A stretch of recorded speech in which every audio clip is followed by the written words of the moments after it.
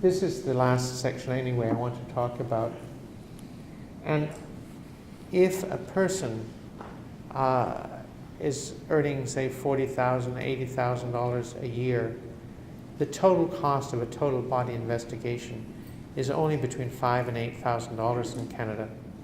And the tax loss to the government, and I think this is the way you should hit the government, the tax loss to the government, if you would have been earning $40,000 a year only, is $20,000 a year. And if you're ill for 5 years, that's $100,000 of taxation money they've lost.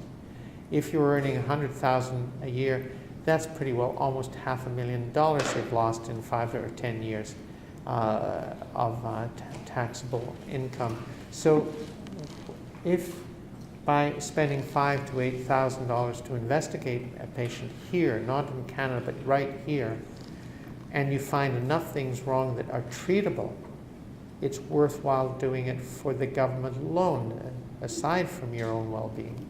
So I think it's really important to have the government re-look at chronic fatigue syndrome and ME, not as a simple disease, but a complex of pathologies, which if you know what they are, you can potentially treat some of them and maybe recover these people so they can pay taxes and keep your new split government going.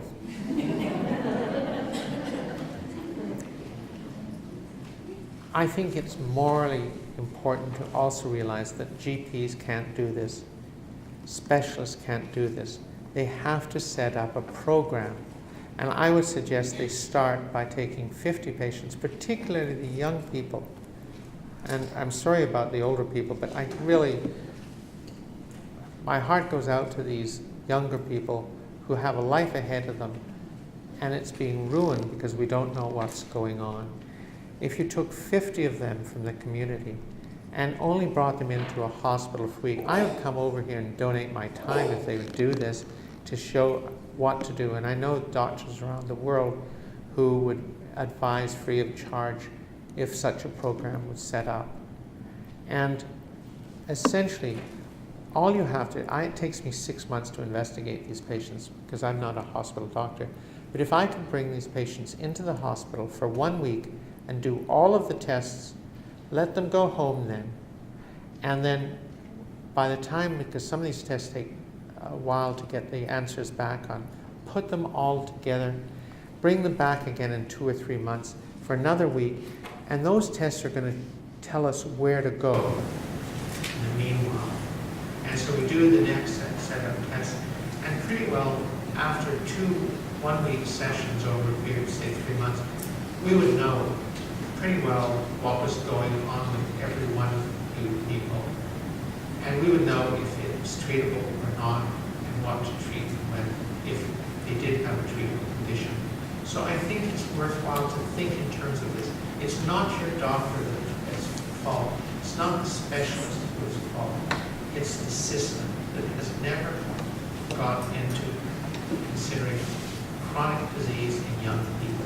And anyone from 5 to 50, as far as I'm concerned, 60 is young. I'm 74, and I'm still going strong. And I consider myself young, but anyone younger is around here, children. How have you been on doing this in Canada? Pardon? I've been doing it for 25 years. The government's got a system. Oh no, they're trying to get rid of me. They're going to invest. They're constantly investing. They love investing. Would you suggest a whole workup for a child with it? Absolutely. Absolutely.